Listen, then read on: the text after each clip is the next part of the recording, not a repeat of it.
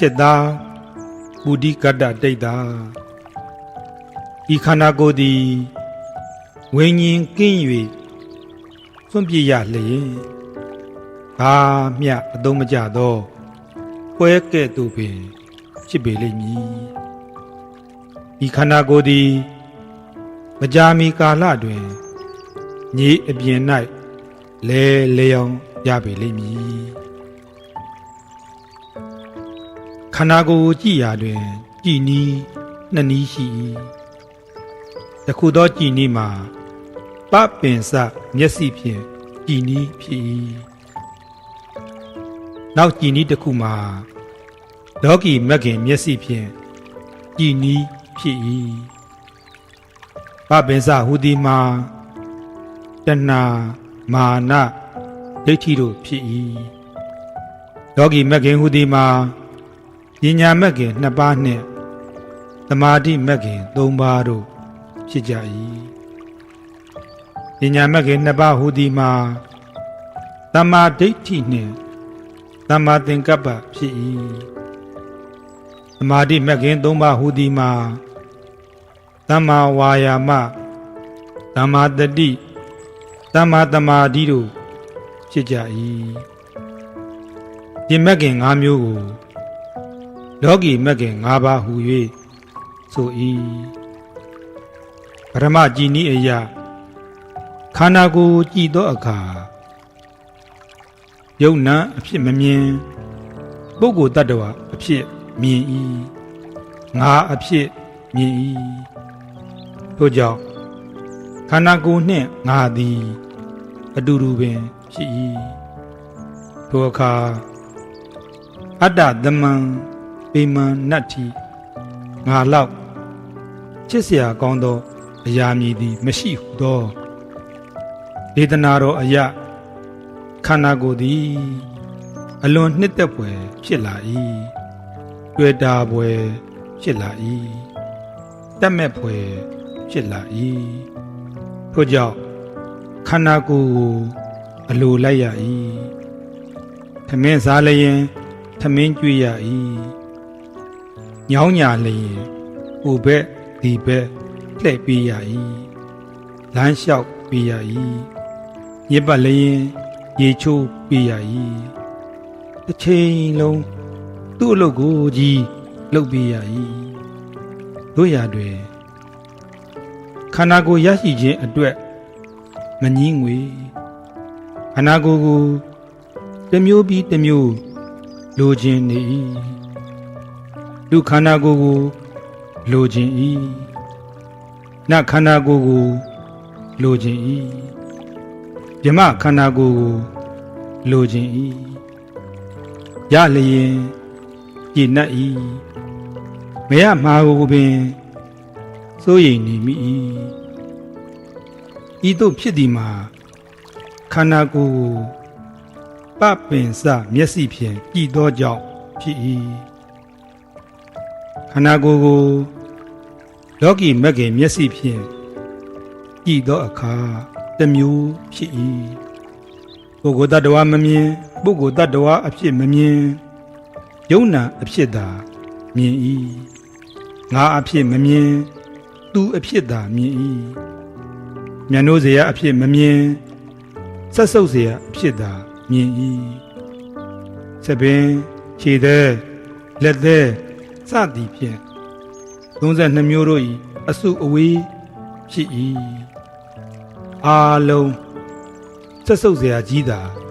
ဖြစ်၏သမင်းစားလိုက်ညောင်းလိုက်အောင့်လိုက်စသည်ဖြင့်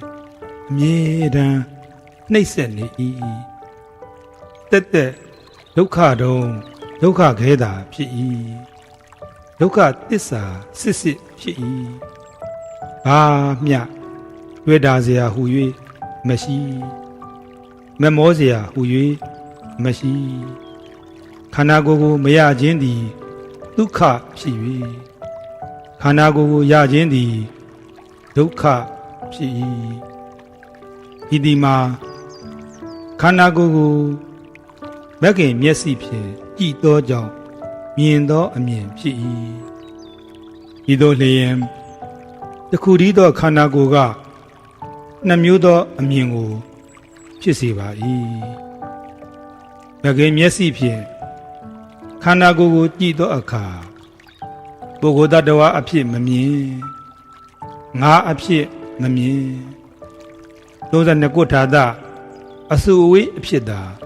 မြင်၏ယုံနာအဖြစ်သာမြင်၏သမာဓိအားကောင်းလာသည်နှင့်အမျှယင်းတို့၏ဖြစ်ပျက်ကိုပါမြင်လာ၏ဖြစ်ပျက်ကိုမြင်မှန်များလာသောအခါခန္ဓာကိုယ်၌ညှင်းငွေ့၏ညှင်းငွေ့ပံများလာသောအခါခန္ဓာကိုယ်၌တက်မှတ်မှုတဏှာကိုပယ်လေ၏ဖြစ်ပျက်ကိုမြင်ခြင်းသည်ယထာဘုဒ္ဓဉာဏ်ဖြစ်၏ဖြစ်ပျက်ကိုမြင်မှန်များသဖြင့်ခန္ဓာကိုယ်၌ညှင်းငွေ့ခြင်းသည်နိဗ္ဗိဒာဉာဏ်ဖြစ်၏ခန္ဓာကိုယ်၌တတ်မှတ်မှုကင်းခြင်းသည်ဝိရာဂဉာဏ်ဖြစ်၏ဝိရာဂဉာဏ်ဟူသည်မဉ္ဉဏ်ပင်သည်မြတ်စွာဘုရားသည်ဤဂါထာဒေသနာတော်ကိုဟောကြားတော်မူသောအခါတွင်ဘုဒ္ဓကတ္တဒိဋ္ဌမထေရသည်အားကောင်းသောတမာတိကိုရရှိပြီးဖြစ်သည်ဖြင့်သူ၏ခန္ဓာကိုယ်ကိုဝိပဿနာဉာဏ်ဖြင့်ကြည့်၏ထိုအခါမြတ်စွာဘုရားဟောကြားတော်မူသည့်အတိုင်းမြင်လေ၏ထိုအခါသူသည်ပဋိသင်္မိတာ၄ပါးနှင့်တကွယဟန္တာအဖြစ်သို့ရောက်လေ၏ဤသည်မှာအဆိုးဆုံးအခြေအနေမှအကောင်းဆုံးအခြေအနေသို့ရောက်သွားခြင်းဖြစ်၏ထို့ကြောင့်ဗုဒ္ဓဒေသနာတော်အရအဆိုးဆုံးအခြေအနေကိုပင်အကောင်းဆုံးအခြေအနေသို့ရောက်အောင်အသုံးချနိုင်သည်ဖြစ်လေရာမိမိ၌အသုံးချတတ်သောဉာဏ်ရှိဖို့သာလို၏သုံးချတတ်လျင်အစိတ်သည်လည်းဆေးဖြစ်၏သုံးမချတတ်လျင်ဆေးသည်လည်းအစိတ်ဖြစ်လေ၏ထို့ကြောင့်အစိတ်သည်၎င်းဆေးသည်၎င်းပဓာနမဟုတ်အသုံးချတတ်မှုသာပဓာနဖြစ်၏အမှန်အဖြစ်အဆိုးဆုံးဘဝဟူသည်မှာလဲယုတ်နံပင်ဖြစ်၏အကောင်းဆုံးဘဝဟူသည်မှာလဲယုတ်နံပင်ဖြစ်၏ဘာမျှထူးခြားလှသည်မဟုတ်ဘဝဟူသည်မြသည်ပရမတ္ထသစ္စာအဖြစ်ဒုက္ခသစ္စာသာသည်ဒုက္ခသစ္စာမှအမြတ်ဆုံးချမ်းသာတဏှိဒုက္ခကိုထုတ်ယူတတ်လျင်ထုတ်၍ရနိုင်ပါကြောင်းဤဝတ္ထုကသက်သေခံပါ၏